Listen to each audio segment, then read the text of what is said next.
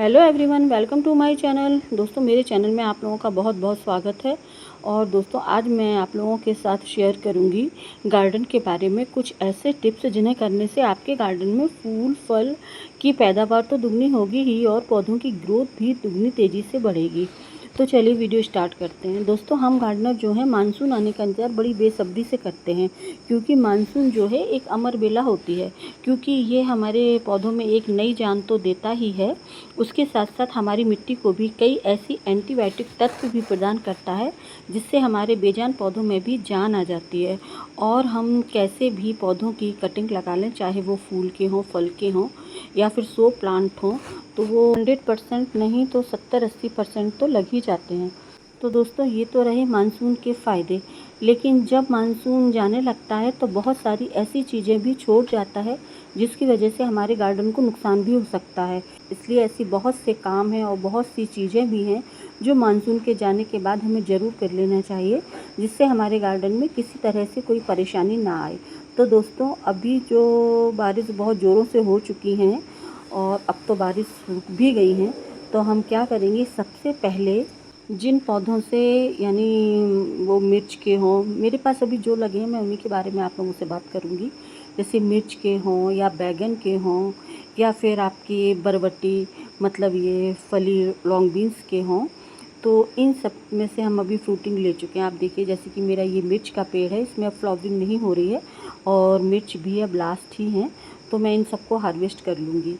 और हार्वेस्ट करने के बाद अब इस प्लांट की मैं प्रूनिंग कर दूँगी। जैसे देखिए, आप देख सकते हैं, इसमें से भी मैं कई हार्वेस्टिंग ले चुकी हूँ। ये मेरी लॉन्ग बीन्स का पेड़ है, जैसे बरबटी या रोसा की फली भी बोलते हैं, तो इसमें से मैं कई एक हार्वेस्टिंग ले चुकी हूँ। तो अब मैं क्या करूँगी, इसकी प्रूनिंग कर दूँगी, क्योंकि इसमें अभी प्रूनिंग कर देंगे तो वैसे भी दोस्तों ये मिर्च और बैगन के हुए और इसके आपके ये बरबटी के हुए, ये प्लांट 2-3 साल आराम से चल जाते हैं। तो अभी मैं इस वाले प्लांट की तो मतलब जो अभी मेरे पहले के लगे हुए हैं, अभी जो नए लगे हुए हैं उनकी मैं नहीं कर रही हूँ, लेकिन हाँ, जो पहले के लगे हुए हैं उनसे मैं कई एक हार्वेस्टिंग भी ले चुकी हूँ।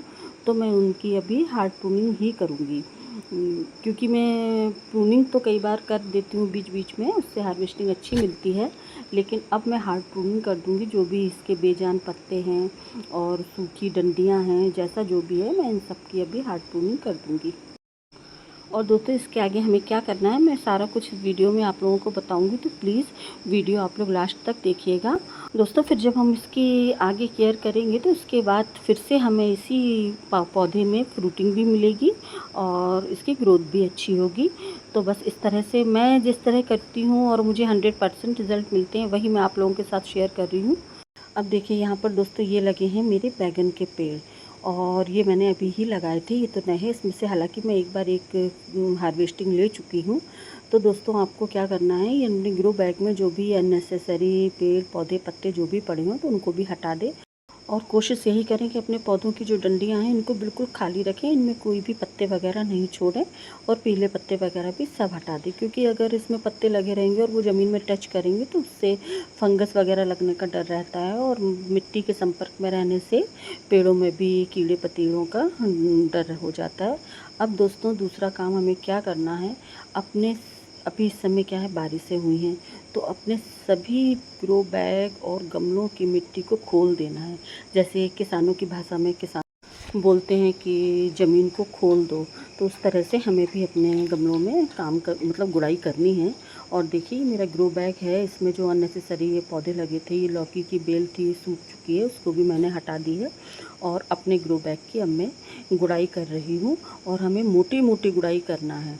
होता क्या है दोस्तों, जब तेज़ बारिशें होती हैं तो हमारे ग्रो बैग या गमलों की मिट्टी दब जाती है और मिट्टी काफ़ी हार्ड भी हो जाती है। तो इसके साथ साथ कई अननेसेसरी खरपतवार भी गमलों में उगाती है, तो हमें उसको भी निकाल देना है और मोटी मोटी गुड़ाई कर देना है। इससे क्या होगा, अभी जो भी हमारी बेलें या पौधे लगे हुए हैं पहले से, तो उनकी जड़ों में एयरेशन अच्छे से होगा, जिसकी वजह से हमारे पौधों की ग्रोथ बढ़ेगी। अब दूसरा हमें क्या करना है दोस्तों, जो अभी हम गुड़ाई कर रहे हैं उसको अच्छे से धूप लग जाए, क्योंकि मिट्टी को एक बार सुखाना भी बहुत ज़रूरी होता है, तो हम मिट्टी को थोड़ा धूप भी लगने देंगे। अब तीसरी बात दोस्तों, जब लगातार तेज़ बारिशें होती हैं तो हमारे गमलों की मिट्टी में से अधिकांश न्यूट्रिशन पानी के थ्रू बह जाता है। तो इस टाइम पर दोस्तों हमें अपने सभी तरह के पौधों में, चाहे वो फलों के हों या फूलों के हों या फिर सब्जियों के हों, एक बार इस टाइम पर हमें कोई भी सॉलिड खाद ज़रूर देनी है, वो चाहे जो भी हो। गोबर की खाद हो या वर्मी कंपोस्ट हो या फिर घर की किचन वेस्ट से बनी हुई खाद हो। फ़िलहाल मेरे पास तो गोबर की खाद है, तो मैं वही दूंगी। दूसरा दोस्तों, इसमें आप कोई भी फंगीसाइड मिला सकते हैं, जैसे कि साफ का फंगीसाइड मार्केट में आता है। अगर वो ना हो आपके पास तो ये आप नीम की खली भी मिला सकते हैं। अगर वो भी ना हो तो आप थोड़ी हल्दी मिला सकते हैं, और हल्दी भी ना मिलाएं तो आप थोड़ी राख मिला लें, जो कि मैंने अभी मिलाई हुई है। इससे अपनी मिट्टी में या पेड़ पौधों में किसी तरह का कोई फंगस का अटैक नहीं होगा, और कीड़ों पतियों का भी डर नहीं रहेगा। और यदि दोस्तों आप वर्मी कंपोस्ट यूज़ कर रहे हैं तो कोई बात नहीं है, लेकिन अगर गोबर की खाद यूज़ कर रहे हैं और वो अभी बाहर से ला रहे हैं तो स्वाभाविक है वो बाहर पड़े होने के कारण गीली ही होगी। तो आप उसको भी थोड़ी धूप ज़रूर दिखा लें, जिस तरह से मैंने भी अपनी खाद में धूप दिखाई हुई है। और दोस्तों, इस टाइम पर आप पौधों को मल्टीप्लाई भी आराम से कर सकते हैं। ये टाइम पौधों की कटिंग लगाने का बहुत ही अच्छा टाइम है। आप अभी अपने एक पौधे से कई पौधे भी बना सकते हैं। तो बस दोस्तों, सबसे ज़रूरी और लास्ट टिप्स, इस समय में गर्मी तो पड़ ही रही है, तेज़ धूप तो दिन में रहती ही है। तो आप सुबह शाम जब भी अपने पौधों को पानी दें तो दोस्तों पानी आपको इस तरह से देना है कि हमारे जो पौधे हैं वो पूरी तरह से भीग जाएं। उनको ऊपर से नहलाते हुए हमें पानी देना है, इस तरह से देखिए। क्योंकि अभी जो बरसातें हुई हैं तो उनमें थोड़ा कीड़े और फंगस वगैरह का यदि अटैक होगा भी हमारे प्लांटों में तो वो पानी के थ्रू बह जाएंगे। तो बस दोस्तों, इस तरह हमारे पौधे बिल्कुल फ्रेश और ताज़ी रहेंगे। तो प्लीज़, अगर आप लोगों को मेरा वीडियो ज़रा भी पसंद आया हो, मेरी शेयरिंग ज़रा भी आप लोगों के लिए यूज़फुल हो, तो प्लीज़ चैनल को सब्सक्राइब करें, लाइक करें, कमेंट करें, शेयर करें। Thank you for watching.